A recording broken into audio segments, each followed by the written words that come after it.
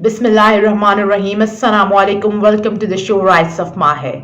This is Maha Shahid. उम्मीद करती हूँ आप सब खैरियत से होंगे, जहाँ होंगे खुश होंगे और आबाद होंगे। सबसे पहले आपका दिल से शुक्रिया कि आपने मेरे शो को पसंद किया, आपने मुझे सराहा और इस पे अपना बेहतरीन फीडबैक दिया। मेरा जो है ये दूसरा शो है और 2023 का अमूमी तौर पर आखिरी शो है। बड़ी डेवलपमेंट्स हुई इन 2-3 दिन के अंदर। जिस तरीके से पाकिस्तान की सियासत में जो है भौचाल आया हुआ, एक हलचल मची हुई है, उस हवाले से बड़ी बड़ी डेवलपमेंट्स देखने में सामने आई। बड़े बड़े मामलात तय हुए, बड़ी बड़ी चीजें जो है वो हमने इन 2-3 दिनों के अंदर देखी कि किस तरह विद इन जो है मिनट्स जो है डेवलपमेंट्स हुई, चीजें चेंज हुई और पाकिस्तान की सियासत का जो है पलड़ा किसके हक में भारी रहा और किसके जो है वो अगेंस्ट गया। ये सब कुछ हमने देखा इन 2-3 दिन के अंदर। कुछ मामलात बेहतरी की तरफ गए और कुछ मजीद बदतर होते चले गए। बेहतरी के मैं आपको बताते चलूं कि आप जिस तरह जानते हैं कि 9 मई के बाद पाकिस्तान तहरीक इंसाफ जो मुल्क की सबसे बड़ी सियासी जमात है, उनके कारकुनान, लीडरान और कई अफराद को जो है ज़ेर हिरासत रखा गया।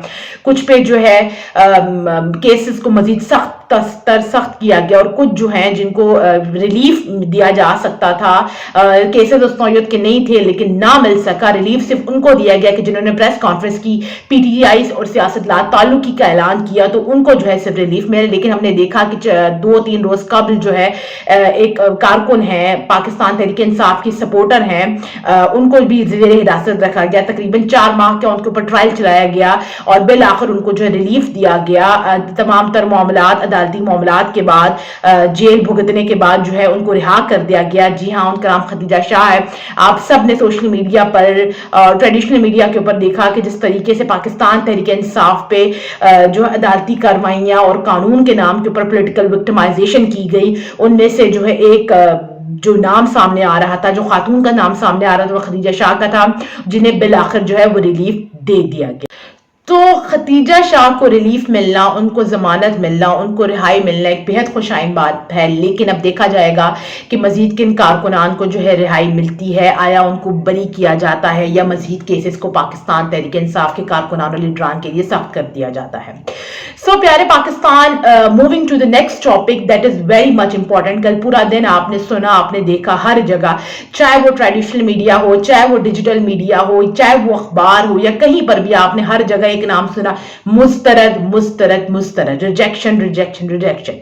अब ये किस चीज का मुस्तरद होना था, किस चीज का रिजेक्ट होना था और किस तरीके से और किस नौयत पे किया गया, ये मैं आपको बताती चलती हूँ। तो इलेक्शन कंटेस्ट करने के कुछ मराहिल होते हैं, कुछ फेजेस होते हैं, स्टेजेस होती हैं, जिनको 1 बाय 1 आप पार करके आगे जाते हैं तो आप अहल होते हैं किसी भी इलेक्शन को लड़ने के लिए, चाहे वो ज़िमनी हो, चाहे वो जनरल इलेक्शन हो, चाहे वो किसी भी नौयत का इलेक्शन हो। मैंने देखा कि जब इलेक्शन का अमल स्टार्ट हुआ, मैंने आपको जिस तरह बताया है कि ये स्टेजेस के अंदर है, 1 बाय 1 आपको जो है सारे स्टेप लेने होते हैं, उसके बाद जाके आप इलेक्शन कंटेस्ट करने के लिए अहल होते हैं।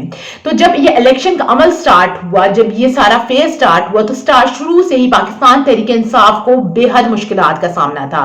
जिस तरह हमने देखा कि उनको किस तरह का डराया गया, धमकाया गया कि वो इलेक्शन अपनी जो है वो कंटेस्ट करने के लिए अहल ना हो सके, उनको प्रेशराइज किया गया कि वो अपने कागजात नामजदगी जमा ना कराएं। उसके बावजूद उन्होंने बड़ी जुर्रत, हिम्मत, इस्तकामत और बहादुरी का मुजाहरा किया।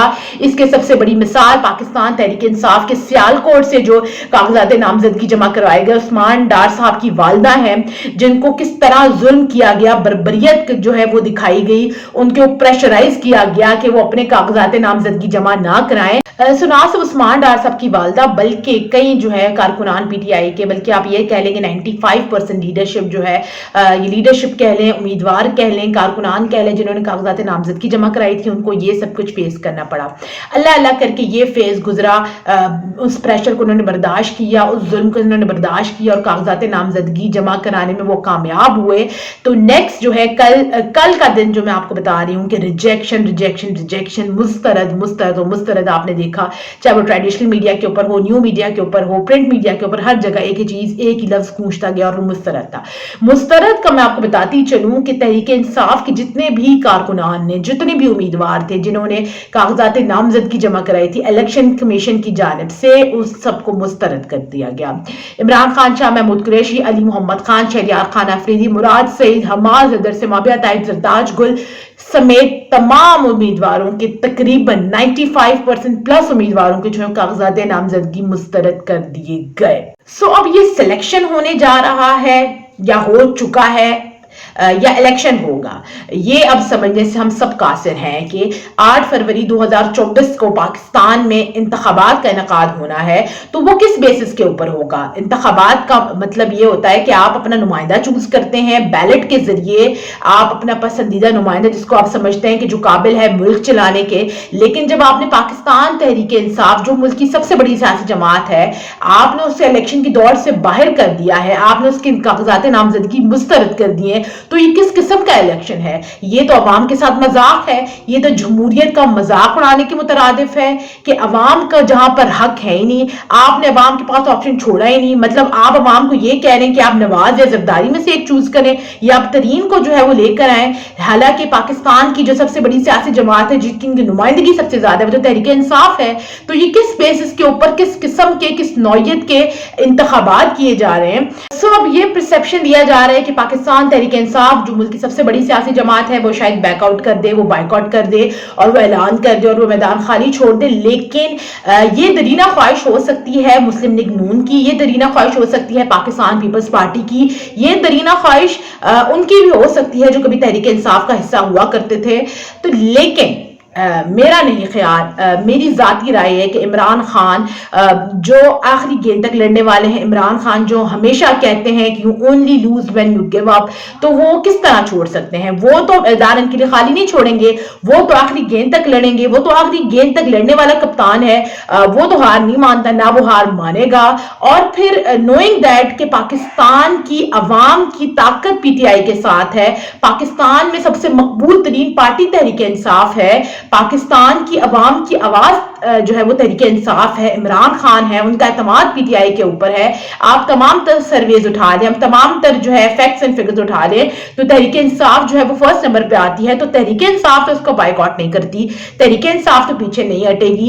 इमरान खान तो उनका डट के मुकाबला करेगा, चाहे कोई भी मैदान हो, कोई भी इलाका हो, कोई भी जिला हो। इमरान खान हार मानने वालों में से नहीं है, ना उसने हार मानना सीखा है। ये जिनकी ख्वाहिश है या ये जिनका इरादा है वो तो इस चीज को अपने दिलो दिमाग से निकाल लें, क्योंकि इमरान खान इनका मुकाबला करेंगे। इमरान खान आखिरी गेंद तक लड़ेंगे और वो लड़के दिखाएंगे। और मुमकिन है अगर अल्लाह ताला ने चाहा और अवाम ने, पाकिस्तान के अवाम ने चाहा, तो वो इलेक्शन क्लीन स्वीप भी करेंगे। अब हम ये देखते हैं कि तहरीक इंसाफ के पास क्या ऑप्शंस मौजूद हैं। चूंकि इलेक्शन कमीशन ने इसको मुस्तरद कर दिया है, रिजेक्ट कर दिया है, अब ये शायद देखा जा रहा है कि पाकिस्तान तहरीक इंसाफ जो है वो हाई कोर्ट का रुख करेगी, प्रोबेबली लाहौर हाई कोर्ट का या फिर पेशावर हाई कोर्ट का, वहां पर अपील दायर की जाएगी। इन तमाम जो पॉलिटिकल विक्टिमाइजेशन या आप कह लें, इलेक्शन कमीशन न्यूट्रल नहीं है, इलेक्शन कमीशन जो है वो एक जमात बन के तहरीक इंसाफ को अपोज कर रहा है, तो उसके अगेंस्ट ये लोग अपील दायर करेंगे। और उम्मीद की जा रही है और तवक्को भी यही की जा रही है कि जिस तरह अदलिया ने, पाकिस्तान में जो अदलिया का किरदार है वो बेहतरीन है, अदलिया अपना बेहतरीन किरदार अदा करते हुए जो है इलेक्शन कमीशन के इस डिसीजन को जो है वो मुस्तरद कर देगी। जिस तरह उन्होंने तहरीक इंसाफ को मुस्तरद किया, वैसे हाई कोर्ट जो है वो उसको मुस्तरद करेगी और पाकिस्तान तहरीक इंसाफ के जितने भी कारकुनान उम्मीदवार ने जो है कागजात नामजदगी जमा कराए हैं, तो वो जो है वो एक्सेप्ट हो जाएंगे। उम्मीद ये की जा रही है कि पाकिस्तान तहरीक इंसाफ को अदालत की जानिब से इंसाफ दिया जाएगा और नजर भी आ रहा है, क्योंकि ऐसी कोई जो है वो नहीं है जिसके ऊपर उनको रिजेक्ट किया जाए